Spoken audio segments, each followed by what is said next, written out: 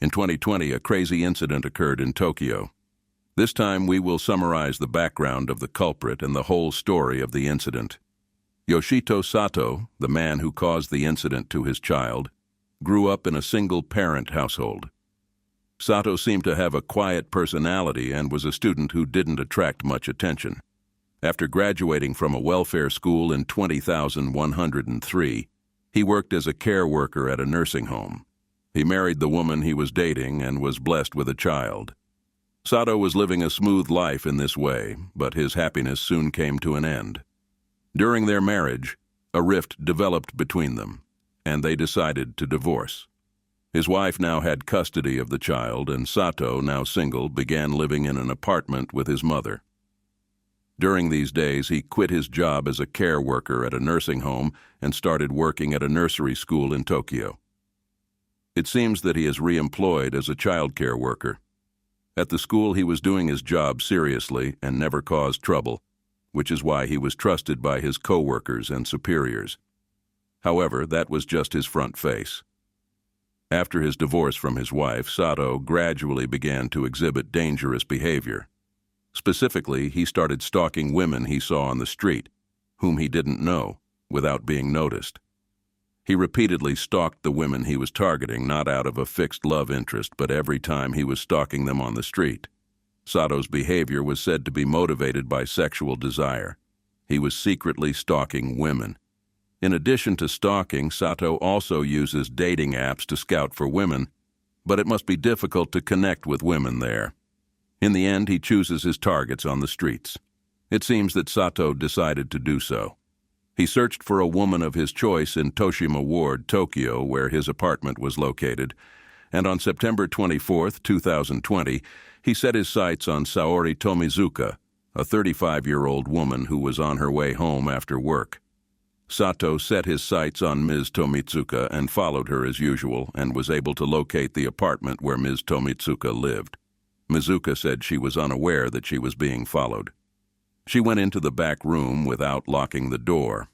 After confirming that she had entered the house, Sato quietly moved to the door and tried turning the doorknob, only to find that the key was locked. Seemingly realizing that the door was not hung, Sato thought this was his chance to break into the room. He decided to carry out his criminal plan. He threw open the door and barged into the room where Mr. Tomizuka was. Then she was surprised and attacked her. Despite the resistance from Mr. Tomizuka, the tea ceremony accomplishes its original purpose of rape. However, in the middle of the process, Mr. Mizuka tries to buy it, but after that, Sato begins to get nervous. He has a bump under his right eye, and because of that characteristic, he thinks that he might be identified as the culprit. Sato wonders if there is a way to somehow prevent the incident from being discovered. The answer he finally came up with was that he should just kill Mizuka, who was the victim. Determined to kill her, Sato attached a rope to Tomizuka's neck and tightened it. By raising the bar, he forced her to take measurements, so there was no one left who could testify to the damage. But in return, Sato committed murder. Now he had to think of a way to prevent the murder from being discovered. After thinking about it desperately, he came to the conclusion that it would be best to dispose of Tomizuka's body and make it seem like she had disappeared. For now, Sato decided to bury the body in a faraway land. However, he couldn't give birth in a place where other people would pass by or where there was a chance of it being dug up by construction work. So he set his sights on the land where his relatives were building a vacation home. Apparently, they went to the tea ceremony about twice a year, so they could come and go as they pleased, and they didn't have to worry about being caught burying their bodies. Also, as it was punishment, they might have to dig up the soil. Sato lied and made a plan to dispose of the body, but he didn't try to carry out the plan right away. Carrying out the body would be conspicuous, so he would have to be prepared with things like shovels. When Sato left the room where the crime took place, he locked the door using Mr. Tomizuka's key. The next day, on the 25th, he got in his car and visited the apartment where the crime took place. Sato then put the body, which he had left in the room, in his car and drove away from the scene. He then carried the body to his villa in Nasu Town, Tochigi Prefecture, but did not immediately bury the body on the spot. By this point, a lot of time had passed, and plans for the next day were fast approaching. Surprisingly, Sato had decided to attend a friend's wedding on September 26th, and life was probably going on as usual. He probably thought that it would be less likely that he would be suspected of being involved if he did so. He left the body behind and attended the wedding. One more day later, on September 27th, he returned to Bechuang and abandoned the body. It started to move. Sato used a shovel to dig a large hole in the forest. He pushed Mr. Tomitsuka's body into the hole, placed the child on top of it, and poured the soil back in. After that, he placed the body in the hole. This was to prevent wild animals from digging the hole back up. After disposing of the corpse, Sato also carried out other sabotage activities. He said he had removed Ms. Mizuka's clothes and wallet from his home in a deserted forest and burned her clothes and wallet. I thought that by removing clothing and carry-on bags from the apartment, I would be able to make it appear that Mr. Tomitsuka ran at full speed of his own free will. I also went in and out of the apartment where the crime took place multiple times to clean the inside of the apartment. By doing this, he erased his own fingerprints and other traces. Thus, a cover-up was achieved. However, it seems that this was not the end of Sato's dastardly crimes. He continued to use the matching app even after the incident. He has been searching for women, and he may have selected a second target. In addition, he has committed 3 indecent assault incidents against women in Tokyo and Saitama. In these incidents, Sato was caught red-handed. It appears that no arrests were made. Although the existence of the incident became clear through reports from victims and others, the culprit was not identified. However, it was discovered that Mr. Nakatomizuka had gone missing. However, the police did not report the fact to the police through the people involved. Upon hearing this, the police assumed that she may have been involved in the incident and began investigating.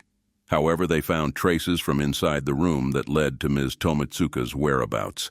The investigators were unable to locate the suspect, so they checked the recordings from a security camera installed near the apartment and found Sato repeatedly entering and exiting the apartment.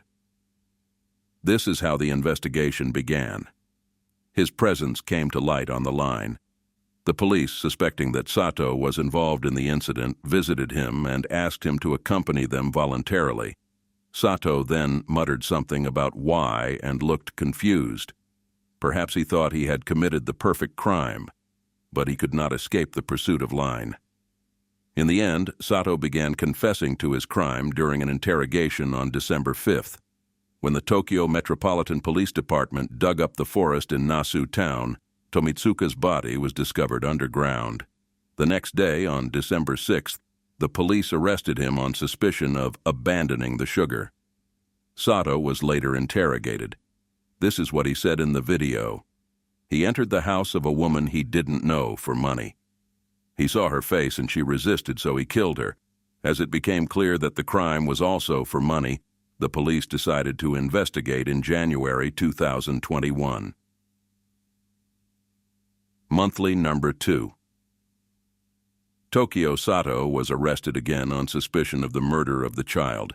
It seems that it was the first time in 44 years that the incident that gave him the nickname Giza occurred on this day. As a result of this, the situation will become more serious.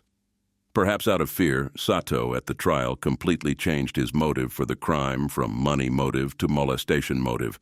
In fact, there was no evidence that he had used Mr. Tomitsuka's money or credit card. Initially, he was arrested as a sex offender. He is thought to have said that he was motivated by money because he did not want to be sexually assaulted. He explained that he committed 3 indecent assaults after committing the murder.